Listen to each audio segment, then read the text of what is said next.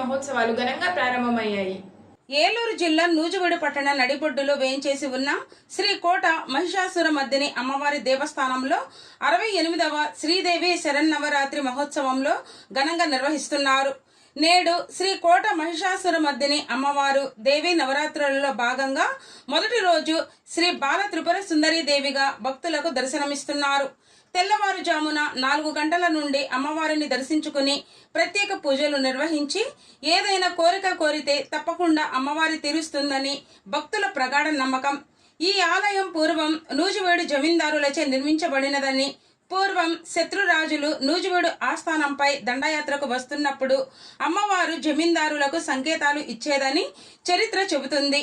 నూజివీడు పట్టణంలో దసరా ఉత్సవాలు కూడా మైసూరులో ఏ రకంగా నిర్వహిస్తారో అందుకు దీటుగా నిర్వహిస్తారని, నూజివీడుని దసరా ఉత్సవాల నిర్వహణలో మరో మైసూర్ అని కూడా పిలుస్తారని స్థానికులు చెబుతున్నారు.